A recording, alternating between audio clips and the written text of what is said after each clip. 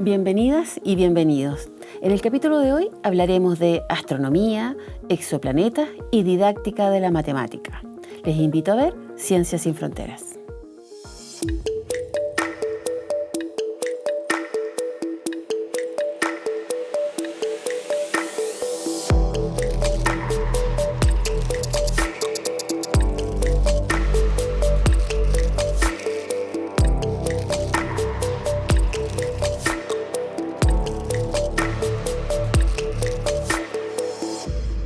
Para comenzar, les invito a ver el siguiente video respecto a ciencias espaciales y los observatorios que tenemos en nuestro país. Las ciencias espaciales se centran en el estudio del universo, desde planetas, estrellas, galaxias y fenómenos cósmicos. Los cielos del norte de nuestro país son un lugar privilegiado para ello. Observatorios astronómicos como Paranal y La Silla ofrecen condiciones ideales para la observación astronómica, ya que albergan algunos de los telescopios más avanzados del mundo, permitiendo a científicos chilenos y extranjeros realizar investigaciones de vanguardia en astronomía y astrofísica. Para conversar de este tema tenemos hoy a una tremenda invitada de nuestra casa de estudio. Ella es Carla Hernández, ella es subdirectora de docencia del Departamento de Física, es experta en temas de didáctica de la ciencia y nos va a contar un poquito hoy día de qué se trata la ciencia y sobre todo la astronomía, las ciencias espaciales. Muy bienvenida a nuestro programa, Carla, porque además, Carla, contarles que ella es integrante también de nuestra red de investigadoras. Es una socia de las socias fundadoras de la red, así que muy, muy bienvenida. Muchas gracias, Mónica. Buenos días. Carla, cuéntanos un poquito qué estudia la astronomía, qué significa para nuestros auditores que no conocen mucho de estos temas. Bueno, la astronomía es una ciencia denominada ciencia natural porque se preocupa de estudiar efectivamente fenómenos naturales y por supuesto todos los objetos celestes que hay en el universo. Nos ayuda a entender sus características, también su formación y con eso también el estudio del mismo origen del universo, que es una de las grandes preguntas y cuestionamientos, ¿cierto?, que ha tenido la humanidad desde siempre, y gracias a los avances de la tecnología cada vez se puede conocer mucho más acerca del universo y del lugar que nosotros ocupamos también en él. ¿Investiga los componentes del universo, por ejemplo? Bueno, hay distintas áreas dentro de la astronomía, es una ciencia en ese sentido muy amplia y también muy interdisciplinar. Yo creo que por su naturaleza es intrínsecamente interdisciplinar. Así que claro, estudia de alguna manera la formación y las características, ¿cierto?, de diversos objetos que uno conoce y algunos que están siendo descubiertos constantemente, desde lo que son planetas, formación de lunas, por ejemplo, el sistema solar en su conjunto, así como galaxias, estrellas, agujeros negros, que es un tema que a tanta gente le fascina. ¿Y cómo se desarrolla ese trabajo? Tal vez a mí me gustaría centrar esa pregunta pensando también en las personas que hacen ese trabajo. Creo que la astronomía y en general la ciencia hoy en día requiere de un trabajo que sea colaborativo. Así que la principal forma de hacer hoy en día ciencia y tal como se hace la astronomía es a través de la colaboración entre personas que tienen tal vez incluso distinta formación y se van generando obviamente conexiones, ¿cierto?, para poder responder preguntas. La ciencia en general lo que busca es responder distintas preguntas y bueno, hoy en día, como decía anteriormente, con los avances de la tecnología es muy interesante también cómo el desarrollo de la ciencia y la investigación, particularmente en astronomía, también se va alimentando de los avances que hay en los avances tecnológicos, por ejemplo, herramientas informáticas, etcétera. Y bueno, tenemos el privilegio acá en Chile de ser uno de los lugares que alberga los mayores telescopios del mundo. Tenemos una alta capacidad y hay una proyección a 5 o 6 años más de tener la mayor capacidad astronómica del mundo acá en Chile, lo cual obviamente es un tremendo privilegio. Y tú eres parte de un núcleo milenio que estudia exoplanetas. ¿Qué son los exoplanetas? ¿Qué es un núcleo milenio? Contémosle a los auditores, sí, a nuestros televidentes. El núcleo milenio es un instrumento, en realidad, de la Agencia Nacional de Investigación, ANID, mediante el cual se financia investigación en distintas áreas. Hay núcleos en ciencias sociales y particularmente este es en ciencias naturales. Y bueno, el núcleo en el que yo participo, soy investigadora adjunta, se llama Núcleo Milenio de Exoplanetas Jóvenes y sus Lunas, las siglas GEMS.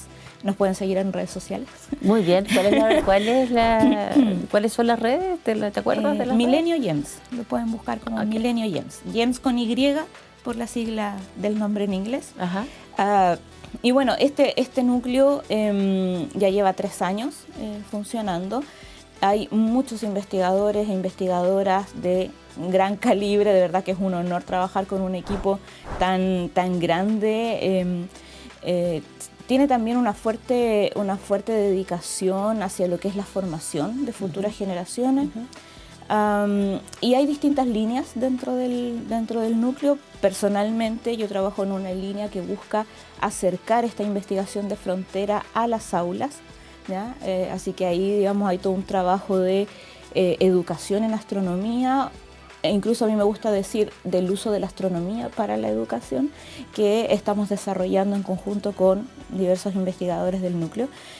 Pero claramente el fuerte y el objetivo principal es avanzar y contribuir en lo que es la detección de exoplanetas y también de lunas, porque en realidad se sabe bastante poco todavía al respecto. Y cuando hablamos de exoplanetas, como tú preguntabas, estamos pensando en planetas que se forman fuera de nuestro sistema solar. Ajá. Y es una investigación, yo diría, relativamente reciente. Los primeros exoplanetas se detectaron por ahí en la década del 90 oficialmente. Entonces es una investigación, por eso llamamos una investigación de frontera, porque es algo que estamos recién, ¿no?, descubriendo y estudiando.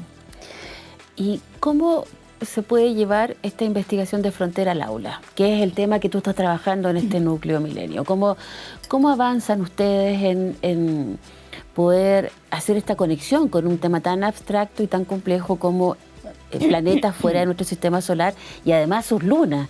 ¿Cómo hacemos esto? Sí, es un desafío. ¿Ya? Primero porque en realidad, bueno, sabemos que la astronomía para el país es un área de investigación, un área de desarrollo de gran importancia, ¿no? Como decíamos anteriormente, tenemos los cielos más privilegiados del mundo para poder hacer observación astronómica. Entonces es innegable el impacto que eso tiene también en nuestra sociedad. Por lo tanto, pensar en que las futuras generaciones, que nuestros estudiantes desde la escuela se familiaricen con la astronomía, obviamente es importante, sobre todo cuando pensamos en formar también no solo a futuras científicas o científicos, sino que también a personas que van a tomar decisiones, ¿no?, por el país en las próximas décadas. Pero cuando uno mira el currículum escolar, en realidad encuentras que la astronomía está presente en el currículum, pero está presente a nivel de algunos contenidos que a veces incluso parecen un poco desconexos entre sí, y claramente de una forma insuficiente. ¿Ya? Lo que se enseña de astronomía hoy en día en las escuelas está a un nivel muy básico, muy cercano y muy ligado a lo que es nuestro conocimiento del sistema solar, pero hay muy poca cabida para que los estudiantes se familiaricen con aquellos temas de la astronomía que hoy en día se están investigando y se están discutiendo. Entonces hay un objetivo de la Organización Internacional de Astronomía que busca potenciar en la educación el uso de la astronomía. Y a mí me gusta ese enfoque porque es distinto hablar de enseñar astronomía que cómo tú puedes usar la astronomía para la educación. ¿Me entiendes? Tiene una connotación mucho más amplia. Y en el núcleo Milenio y acá también con investigadores de acá de la universidad, en el Centro CIRAS, formamos lo que llamamos un equipo pedagógico, ¿ya?, que es un modelo en el que venimos trabajando hace ya como 3 años, donde invitamos a profesores de colegio, ¿ya?, profesores de física, matemática, de ciencia en general, a trabajar de manera colaborativa con nuestros investigadores para pensar en conjunto cómo la astronomía que hoy en día se está investigando, distintos temas, ¿cierto?, pueden llegar a las aulas, y ha sido súper interesante el trabajo interdisciplinario que se ha generado, porque hemos encontrado que en esta relación que es colaborativa, que es muy horizontal, ¿ya? Se encuentran efectivamente grandes ideas y posibilidades de poder abordar estos temas en la escuela. Entonces, por poner algún ejemplo, cuando pensamos en este desafío de cómo enseñar sobre exoplanetas a los estudiantes a nivel escolar, una cosa es llegar y definirlo, ¿no? Mira, los exoplanetas son esto y se investigan de tal manera, pero otra cosa es usar toda la información que tenemos acerca de estos exoplanetas y utilizarla en la escuela para aprender cosas como física, matemática, incluso química, biología. Entonces nosotros estamos trabajando con profesores de todas estas disciplinas que están usando información, datos reales, la que hoy en día usan los astrónomos y las astrónomas en el mundo, acerca de estrellas, exoplanetas y otros objetos como pulsares, que son en el fondo objetos súper extraños también en el universo, y están usando esa información para poder abordar los temas que el currículum te propone. Entonces, no es que estemos integrando temas nuevos a la escuela, sino que le estamos proponiendo a los profesores que utilicen la información científica que está hoy en día disponible para que ellos puedan enseñar en las aulas los temas que el currículum te propone enseñar. Entonces, es una manera de usar la astronomía como un contexto para que hoy en día la educación científica sea mucho más cercana a la ciencia de frontera. Y en el fondo lo que están haciendo es, en el currículum de química, toman elementos que produce la investigación de frontera en astronomía, claro, y con ello trabajan los estudiantes. Claro. Un poco eso. Por ejemplo, en química, obviamente hay toda una unidad que tiene que ver con los elementos químicos, tabla periódica, etcétera. Entonces nosotros tomamos esos temas, pero decimos, bueno, en vez de hablar de los elementos químicos de una manera abstracta, hablemos de la composición química del universo, hablemos de la composición química de las estrellas, hablemos de cómo se hace el análisis, por ejemplo, para investigar la posibilidad de vida en otros planetas o incluso en sus lunas, usando el conocimiento químico. Entonces le proporcionamos a los docentes y a través de ellos a los estudiantes información para que puedan tener discusiones hoy en día en el aula, haciéndose las mismas preguntas que se hace la comunidad científica. Y eso ha sido muy bien valorado por los profesores que han participado en este proceso y obviamente por los estudiantes. Porque de repente te dicen, oye, yo no sabía que la química o la matemática me podía servir para esto. Y entonces generas una disposición y una actitud también mucho más positiva hacia el aprendizaje. En el fondo, aprenden con cosas que existen en la realidad, son mucho más palpables. ¿Y eso ha generado algún cambio en estos estudiantes? ¿Ustedes tienen alguna evaluación, por ejemplo, en su relación con la biología, con la química, con las matemáticas, con la física? Claro, parte del proceso y del trabajo que hemos hecho estos años ha tenido que ver con buscar formas, ¿cierto?, de determinar también el impacto que este tipo de ideas y de propuestas van generando en el aula, pero siempre la parte de la evaluación también es la más difícil y es la última finalmente, ¿no?, que puedes desarrollar. Y en realidad lo que hemos visto estos años creo que está mucho más centrado en lo que es cambios de actitudes y cambios en las ideas de los estudiantes, de las estudiantes acerca de la ciencia. La manera como se enseña ciencia en la escuela a veces es muy dogmática, ¿no? Se enseña la ciencia como porciones de conocimiento y pareciera ser una ciencia muy acabada, como que ya está todo hecho, y de esta manera, incorporando la astronomía, y no solo la astronomía como tema, sino que la investigación que hoy en día se hace en astronomía, lo que le estamos mostrando al estudiante es que la ciencia está en proceso, está siempre cambiando, está siempre avanzando, y que es súper válido hacerse preguntas, y que de hecho no tenemos todas las respuestas, tenemos más preguntas que respuestas. Entonces, eso genera un cambio actitudinal. Hablemos un poquito de las mujeres. ¿Cómo ha sido el cambio en las niñas? ¿Y cuál fue tu experiencia también como mujer en este cambio, en este campo que es un poquito masculinizado? Bueno, a mí la física me gustó desde que estaba en el colegio. No era la disciplina más popular, así que en realidad era la única, básicamente, que decidió seguir por el área de la física. Yo entré a estudiar física, después hice la pedagogía y de ahí me dediqué a la didáctica como una manera de tratar también de acercar la física a las personas y tratar de cambiar esas ideas a veces de que la física es aburrida, que es difícil, así que ha sido súper interesante el proceso. Pero obviamente en esto, claro, también ha implicado ser una de las pocas mujeres que estaba, no sé, en el pregrado. Luego, ahora que trabajo acá en la universidad, el departamento de física es un departamento grande, somos 50 académicos y habemos solo 3 mujeres. Y es una realidad que se repite a nivel nacional. Hay más o menos es como cerca de un 14% de la planta académica a nivel nacional, solamente la que está compuesta por mujeres. O sea, y eso también pasa en otras áreas como la astronomía también. Son áreas, por eso, como tú bien dices, son áreas bastante masculinizadas. Y claro, ahí es interesante también plantearse el cómo afecta eso, ¿cierto?, a futuras generaciones, entender por qué pareciera ser que a las mujeres no les interesa mucho venir a estudiar física y astronomía, y si en realidad cabe digamos, planteárselo en temas de interés, o realmente son otros factores los que están influyendo en que efectivamente sean pocas las mujeres que se dedican a estas áreas. Así que ha habido también todo un trabajo en torno a eso desde la didáctica de la ciencia, y siendo parte en este caso además de una universidad pública como la nuestra.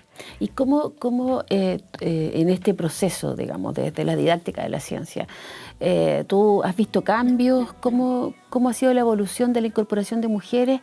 Por ejemplo, en lo que tú estabas planteando, esta cosa de acercar lo que se está haciendo efectivamente en investigación de frontera a las aulas. ¿Cuánto eso llama a más niñas a trabajar en estos temas? Bueno, a nivel escolar uno ve que efectivamente hay harto interés de parte de las niñas por estudiar estas disciplinas.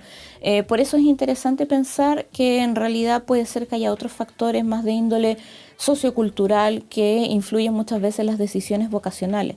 De hecho, desde hace mucho tiempo ya se sabe, ¿no?, que no es un tema de capacidades.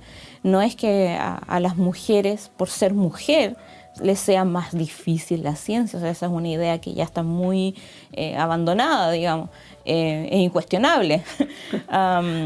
Por lo tanto, en realidad es interesante ver que, claro, si cuando uno genera actividades en el aula donde todas tienen la posibilidad de participar a la par, ¿cierto?, que sus compañeros hombres, o sea, no hay ningún tipo de limitación, ¿ya? Y hay muchas niñas que efectivamente están súper interesadas en la física y la matemática, y lo que tenemos que tratar desde la escuela, y yo diría que sobre todo a nivel familiar, es no imponer los propios sesgos que a veces tenemos, ¿cierto?, para que ellas puedan desarrollar ahí todo su potencial y dedicarse a lo que se quieran dedicar. Lo que nosotros vemos también en la universidad es que las mujeres que se dedican a la ciencia son súper exitosas. O sea, en términos de rendimiento académico, por ejemplo, tienen un excelente rendimiento, incluso muchas veces mejor que sus pares. Por lo tanto, en la práctica no hay limitaciones, ¿no? Lo que sí es cierto es que hay otros, como decía, factores que es interesante también estudiar con cuidado, porque vemos también que a lo largo de la trayectoria académica es bastante el abandono también. O sea, ya las mujeres tienen algunas, por ejemplo, barreras, llamémosle sociales, culturales, para poder acceder a la universidad, a estudiar una carrera científica, y es súper interesante entonces que nos planteemos cómo las universidades y en general, hablemos del ecosistema académico, asegura a las mujeres las condiciones necesarias para que puedan desarrollar su carrera en las mismas condiciones que sus compañeros hombres. Ahí aparecen temas delicados, ¿no? El tema del acoso sexual, por ejemplo, que todavía somos las mujeres, ¿cierto?, las principales víctimas, por decirlo de alguna forma, ¿cierto? Y eso es algo en lo que también las políticas públicas están transitando, ¿no? Y las universidades también poniéndose firmes con estos temas. Así que hay todo un compromiso, obviamente, social, y eso creo que es transversal, independiente de las disciplinas, pero claro, lo vemos más marcadamente en casos como las disciplinas científicas, porque en el fondo las cifras te van mostrando eso, ¿no? Pero es interesante ver qué se esconde detrás de las cifras. Cuando decimos que hay pocas mujeres que estudian esto, realmente ¿por qué? ¿no? Así que bueno, ahí hay todo un desafío y un área de investigación. Y bueno, para que sigamos conversando de este tema, vamos a ir a ver un video sobre cómo avanzamos en igualdad de acceso en la ciencia y volvemos con Ciencias Sin Fronteras. Aunque ha habido avances significativos en las últimas décadas, las mujeres siguen estando subrepresentadas en roles de liderazgo y en la investigación científica espacial. Factores como estereotipos de género, sesgos inconscientes y barreras culturales han contribuido a esta disparidad. Sin embargo, cada vez más iniciativas y programas están trabajando para promover la igualdad de género en estas áreas, incentivando la participación y el éxito de las mujeres en la exploración y estudio del espacio. Y volvemos a Ciencias Sin Fronteras. Hoy tenemos como invitada a la doctora Carla Hernández del Departamento de Física de nuestra universidad y estamos conversando respecto a qué nos pasa a las mujeres en el ámbito de la investigación de la astronomía, la física, las matemáticas, ¿cierto? ¿Cómo es a nivel internacional este fenómeno, Carla, querida? ¿Cómo se da? ¿Tienen las mismas condiciones que en Chile? Es decir, ¿también hay pocas mujeres en este espacio? Bueno, en el caso de la física particularmente, que es el área en la que me desempeño, hay toda una tendencia a nivel internacional de promover mucho más la participación de mujeres. En ese sentido, lo que ocurre en nuestro país es un reflejo de lo que ocurre a nivel internacional. Son menos las mujeres que participan en áreas como física, también como astronomía. Eso se ve, por ejemplo, a nivel también de publicaciones, ¿cierto? El nivel de autorías, ¿no? La cantidad de mujeres autoras, incluso dentro de las mismas áreas como física y astronomía, hay áreas donde son prácticamente nulas, ¿no? O sea, estoy pensando, por ejemplo, en un área como física matemática, hay años donde se han reportado 0 autoras mujeres, ¿me entiendes? Entonces, dentro de las mismas disciplinas, efectivamente, también ahí hay harta diferencia y es interesante tener conversaciones al respecto, pero obviamente también existe esta tendencia a nivel internacional de visibilizar cada vez más los aportes que hacen las mujeres y de reconocerlo. Creo que a diferencia de lo que era décadas atrás, conocemos tenemos muchas más referentes mujeres haciendo cosas súper importantes, ¿no? A nivel nacional e internacional, y es súper bueno también que los esfuerzos se canalicen en ese sentido, ¿no? De dar la visibilidad y el crédito y el mérito que corresponde a las mujeres por sus contribuciones en las distintas áreas donde se desempeñan. Claro, es que en realidad mujeres ha habido en astronomía al menos y en física en toda la historia. Estoy pensando, recuerdo a Hipatia de Alejandría, por ejemplo, o a Glionike, ¿cierto?, de Tesalia. ¿Cómo? Y estoy pensando en Heidi Lamar, ¿cierto?, que diseña el prototipo, digamos, de la Wi-Fi. ¿Cómo? Claro. Hemos tenido estas 3 mujeres que contribuyen a los viajes espaciales en la NASA. Entonces, ¿por qué crees tú que se da ese fenómeno? ¿Por qué, a pesar que hemos tenido mujeres a través de toda la historia, ¿cierto?, involucradas en estos temas, seguimos teniendo menos mujeres publicando, menos mujeres trabajando en el Departamento de Física? ¿Por qué? Claro, creo que hay 2 aspectos bien importantes. Por una parte, sabemos que por razones que son estrictamente sociales y culturales, a las mujeres siempre les ha costado más, estoy pensando, no sé, inicios del siglo XX, ¿ya? Poder acceder, por ejemplo, a los espacios académicos.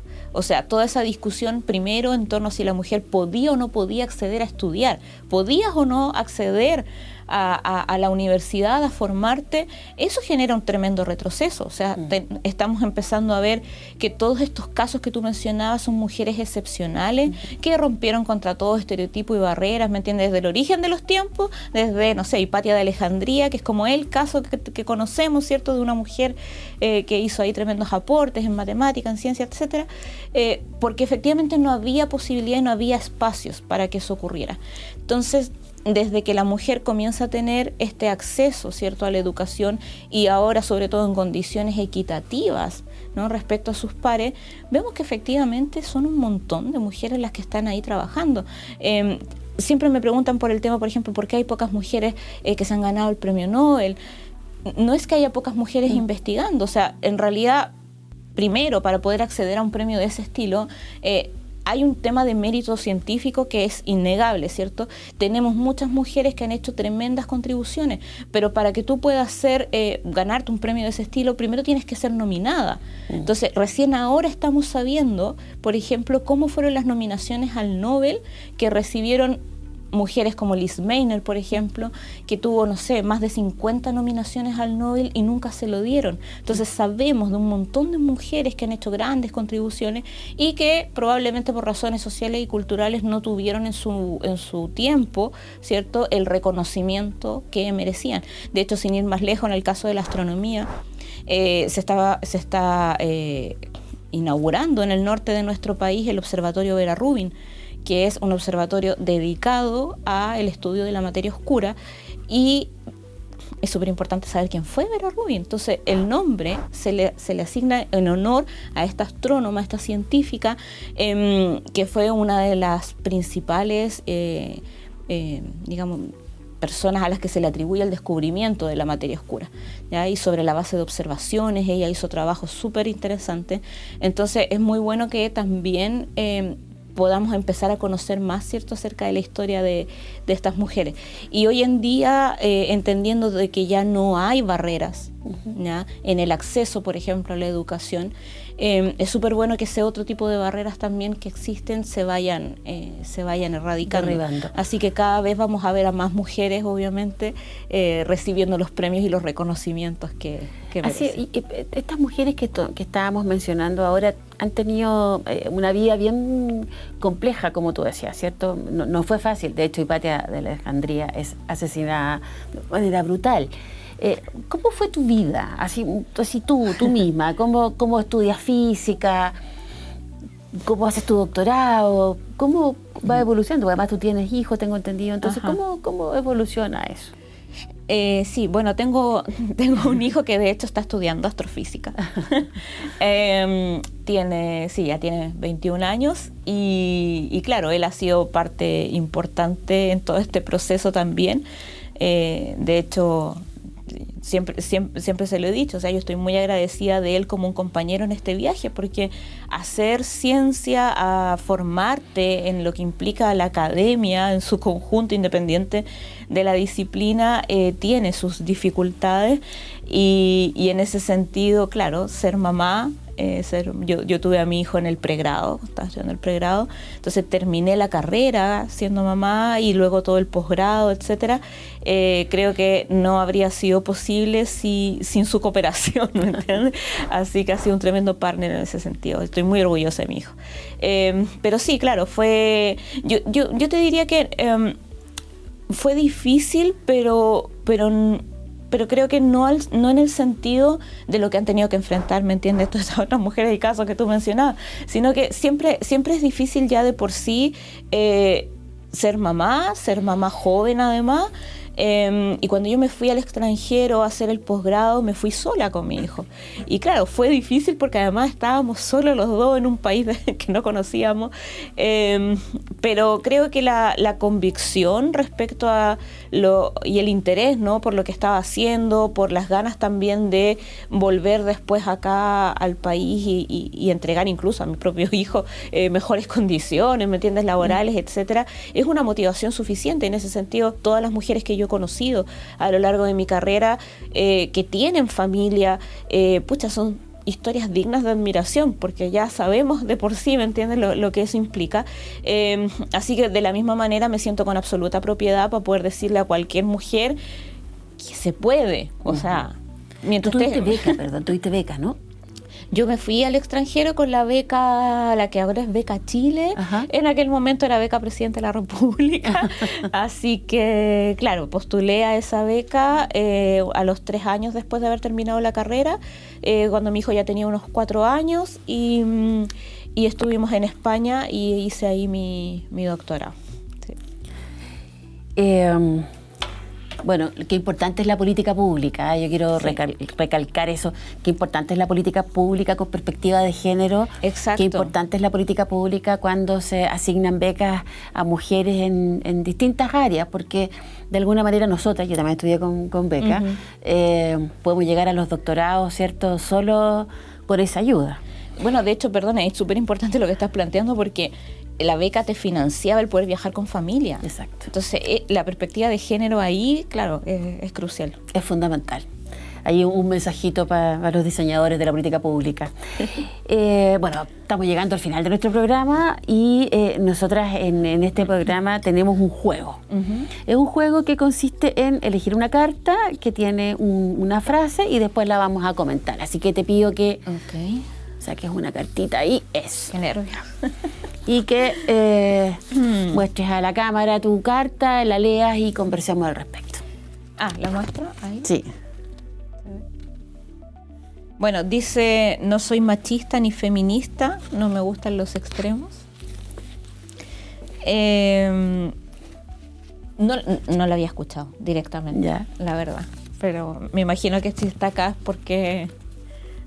No he escuchado nunca diciendo no, yo no es que esté en contra del feminismo, pero tampoco me gusta porque yo no soy ni machista ni feminista. ¿Ya? Un poco esa el fondo de esa frase.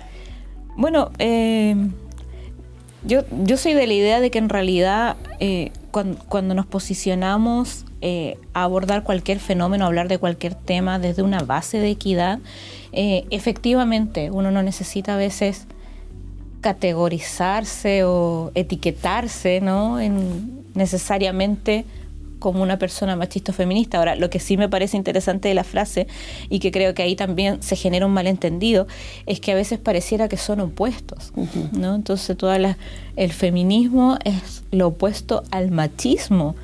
Y entonces ahí hay un problema de base.